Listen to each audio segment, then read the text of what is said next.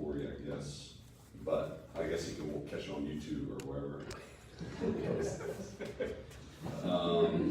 All right, yeah, let's stand there. Father, our Father, who art in heaven, hallowed be thy name. Thy kingdom come, thy will be done, on earth as it is in heaven. Give us this day our daily bread, and forgive us our trespasses, as we forgive those who trespass against us. And lead us not into temptation, but deliver us from evil. Amen. St. John of the Cross, pray for us. St. John Paul the Great, Pray for us. in the name of the Father, and the Son, and of the Holy Spirit. Amen. So whenever Corey had contacted me about giving this talk, I asked him what the topic was, and then after hearing him helicopter for like 15 minutes over different topics, I still wasn't sure. So I'm going to talk about some about masculinity and community and, all this stuff. So I'm going to talk, I was looking at stuff, and masculinity isn't a virtue, but perseverance is. And the reason why I came with perseverance is because in the history of the church, Thomas Aquinas talks about effeminacy as its opposing vice.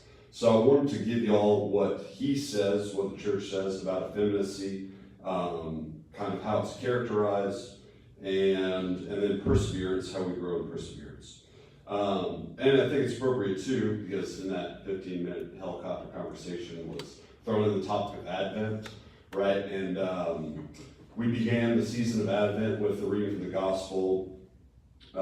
Pray that you may have the strength to stand before the Son of Man. So the idea is that, like, we celebrate Advent not more so for the coming of Christ whenever he comes at the end of time than whenever he comes in Christmas. Christmas is the way that he's already come, but we're preparing ourselves so that when he comes at the end of time, we have the strength to stand for him. So we begin Advent with the end in mind. But to have the strength, that virtue is the virtue of perseverance, perseverance is the virtue of being able to do something over a long period of time, not just being able to do something. So it's like there's between Patrick Mahomes and Drew Brees. Patrick Mahomes is going to throw the ball wherever he wants to, but Drew Brees has done it for 15 years. So yeah, I mean that's basically perseverance versus just the ability to do it. The same thing in the life of faith. Like I can pray a holy hour, but can I pray it every day? Fulton Sheen did that. It's the same thing. So that I'll talk about that. But the opposing vice, like I said, is effeminacy. And effeminacy typically we look at, is girliness. And for Thomas Aquinas, that's exactly what it is. It's womanliness, is effeminacy. And Thomas Aquinas, lived in the 1200s, so he didn't have to be politically correct, or anything like that. So he just said what he wanted. But effeminacy. So he characterizes it in a few ways. Fondness of amusements, withdraws from the good on account of sorrow caused by lack of pleasure, subject to womanish complaints, delicacy, having a delicate appetite and the inability to endure toils, and readily yielding from the touch of pain. So I'll go with that last one first. So we call men soft whenever they can't endure pain, right? And we call something soft whenever it can't endure the touch of something. So I would say a pillow is soft because whenever I touch it, it gives, And so we call men soft, we call people soft whenever they come into contact with pain and they give, they break, they cripple, right? And so the opposing virtue would be perseverance, because perseverance is staying in the good whenever it's difficult. And so, to be aware of that, that we are being effeminate whenever we are caving under pain. And for Thomas Aquinas, perseverance is about whenever we resolve to do that virtue, to do that thing that we set out to do, whether it's, I'm going to pray for 30 minutes every morning when I wake up, before the kids wake up. Minute 10 comes up, you notice an ESPN alert on your phone or something, or you notice something buzz. That's whenever it's easy to be soft, to give in to the touch, of pain, of trial. And that's what, Thomas would call effeminacy. But in our culture, effeminacy is, if you can't put down a case of beer at your 21st birthday, then you're a girl, So but that's not what it is in the Christian tradition. The other thing is fondness of, well, no, let me go back. So withdrawals from good on account of sorrow caused by lack of pleasure. So for Thomas, basically he says one of the causes of effeminacy is that we're so accustomed to enjoying pleasure that it's more difficult to endure the lack of it. So if we're not setting ourselves up, we're constantly, and the more like, I'm trying to think of seminary professor Dr. Chris Baglow used to tell us, if freedom can't be just a multitude of options, because as a dad of 4, I have less freedom than my 7-year-old. Like, I always have to do everything, like, for my kids and stuff. I have no freedom. I just gotta, respond. But if we're living our lives doing that, and just sort of begrudgingly doing that, like respond to our kids, or like our wife or our family saying like, okay, I gotta do this, I gotta do that, and we don't freely do it, then we're still being effeminate. But if we accustom ourselves, because we're accustomed to enjoying pleasure for ourselves, is what I'm saying. So anytime that those inconveniences come up, we let out a sigh, we go do the thing, and then we continue on with our life. But I say that because if we voluntarily set ourselves up to deny pleasure, then whenever those inconveniences come, which they do on a daily basis, then we are able to do those things with perseverance and with joy. So that's where mortification and fasting come in. So mortification, I mean just self-denial, and then fasting, like the ability to maybe once a month or once a week just have like 2 small meals or something. Like figure out what that is for you. Or fasting from technology, whether that's in the home, having technology-free zones from the hours of like 5 p.m. to 8 p.m., like having no technology in the house, right? Because what's happening now is that helicopter conversation, we talk about community. What's happening now is that we can't even, a lot of times, because of our phones and constant media, we don't even have the perseverance to establish relationships anymore. We definitely see that with our kids, but it's also happening with us right now. So that whenever there's a silent moment at the table, whenever there's a silent moment in a conversation, we have a pocket reflex, you gotta pull it out, you gotta see what's going on. We can't persevere through just silent moments of interacting with each other. And so that sets us up for effeminacy in our relationships. So that's important, to be able to look at things in our lives and say, okay, I'm going to voluntarily give this up, because the one constant in my life is suffering. Everybody suffers in life. And if I know that, then I'm going to adapt to that and not try to live my life as if once all these things fall into place, then I'll just have as much pleasure without interruption as I desire. So, the other thing that he says is delicacy, having a delicate appetite and the inability to endure toils. Basically, having everything my way. We talked about delicacy, talking about delicate appetite, I guess an analogy is, no,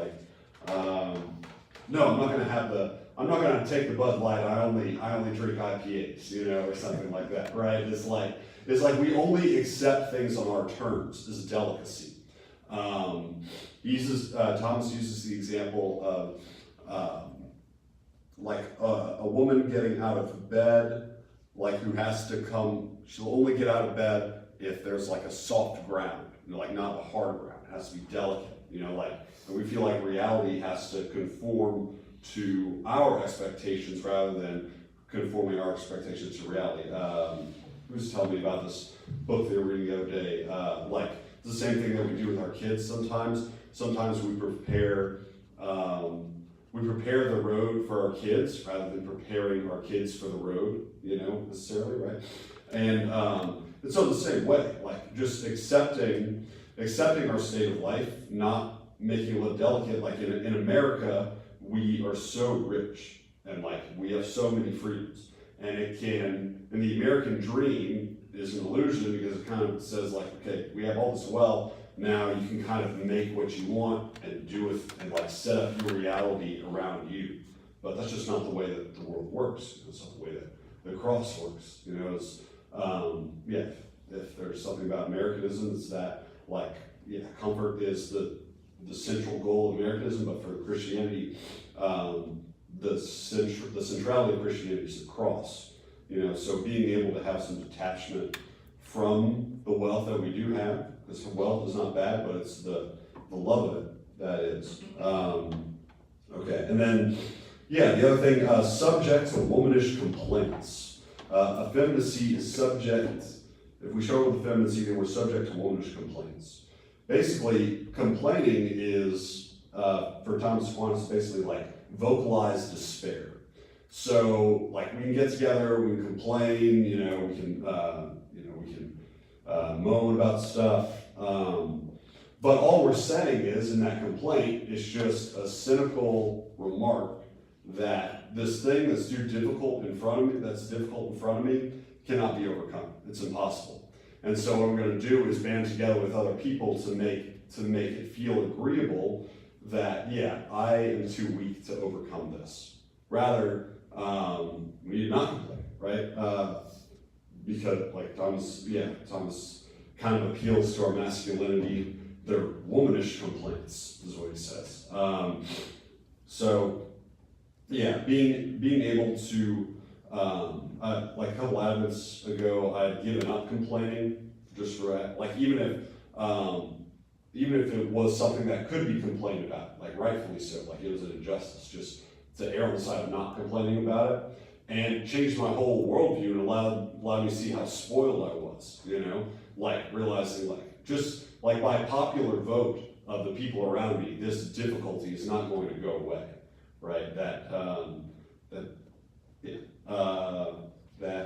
like it makes you face the difficult things whenever there's no one you can turn to and say, hey, this sucks. Yeah, it does suck. Whenever you can't turn to somebody like that, then it makes you realize like you have to face it yourself. That's something that I should have given up again this episode. But but anyway, being aware of that. All right, and then the last one, fondness of amusements. So this is like so pertinent to our distraction society now. We have all these things that we just sort of amuse ourselves with, whether it's cell phone games, social media, news, like basically they're all these little goods that distract ourselves and split ourselves up from focusing on the one good, right? And those amusements distract us from persevering in what's difficult.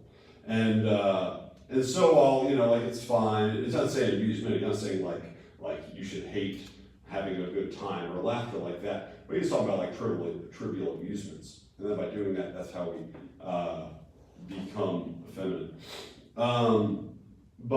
So I want to throw in with there some other stuff based off of the gospel that we heard the first Sunday of Advent, because what Jesus says is that the things that don't allow us to prepare for His second coming are the cares of this world and drunkenness.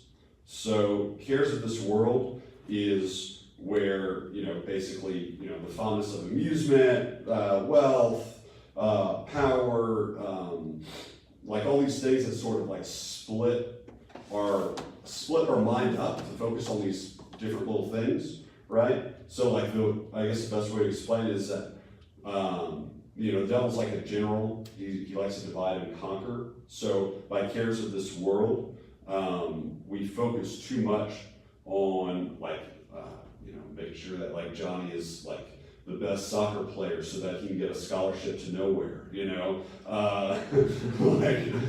like little stuff like that. Like we tack on these there's this values, societal values all takes. Whenever you realize it, you jump to the next conclusion. It's like, well, isn't it going to take it anywhere? It's just we value it just because it's a conversation piece or something like that. Who cares with this world? Being able to fast from it. And then, like I said, so the devil likes to divide. So then we can become distracted. We're bound to those obligations. We're like, oh, I'm so busy. Well, maybe we made us busy. And maybe we're busy with things that really we could very well not be busy about, and our lives would be fine. And so then once that happens, once we become so overwhelmed with that worry, and because we realize, well, I haven't put God first in my life at all lately. What the next thing that we do is, rather than tend to hope and endure that pain, is that we tend to depress. So that's where drunkenness comes in. The idea of drunkenness. It doesn't have to be drunkenness from alcohol, but the idea is that we live in a very, how do I say it? Not desensitized, sedated society. So like we're just overcome with worry. It's the whole idea of, you work 9 to 5 during the week, and on the weekend you just veg. You just do nothing. You avoid pain on the weekend. And then you go back into it, just hit the grind. And there's no hope in a lifestyle like that. It's just existence. It's just painful existence. And then the weekend comes, and then it's painless existence. And then it just restarts. There's no hope for that kind of life. And so, what that lacks is perseverance, right? Because like complaining, the enemy of perseverance as well with tendency is despair. It's a sense of hopelessness about my life. Realizing that, I can't really change anything, and all I can do is just sort of go with the flow.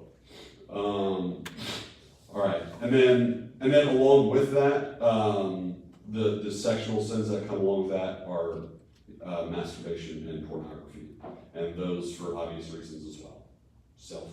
For all the reasons listed, self-pleasure, despair, and even effeminacy, not being able to endure chastity. All right, so the other extreme, so for virtue, there's always two extremes, right? You can either be effeminate, or you could be, this is the word of the day, $5 word, pertinacious. Pertinacity is the word. So it basically means headstrong. Be headstrong, right? Oh man, I'm gonna, everything I set out to do is gonna be the best. My third grade little league team is gonna be defeated by no man.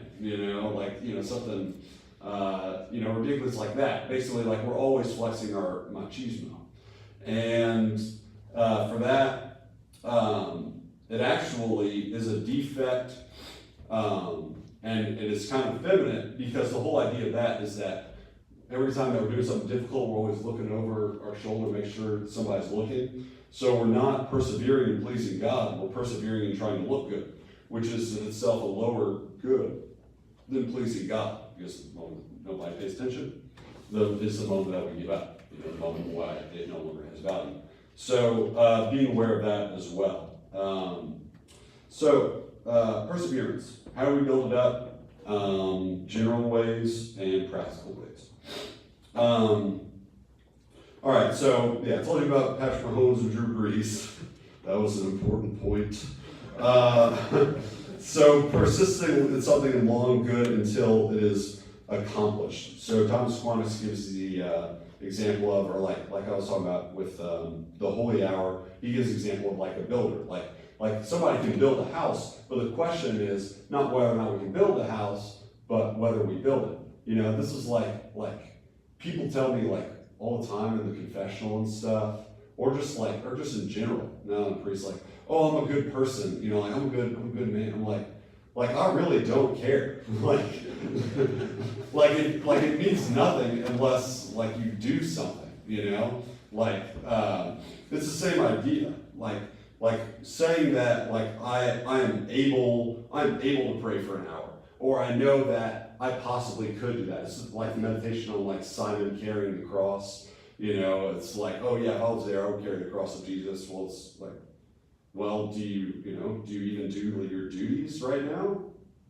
Probably not. I mean, I know that I don't. Like, I know that there are things that I fall short on all the time. So perseverance. The thing about perseverance is that it's very real. You know, it's like God has given us our vocation right in front of us. Do we do it or not? I don't know. Like this is the grind. You know, this is what it means to be a man. This masculinity is perseverance. Kind of eating our daily bread of suffering as well. Perseverance. Yeah, that's not whether I can do it, but whether I can continue to do that. Whether I continue to do that.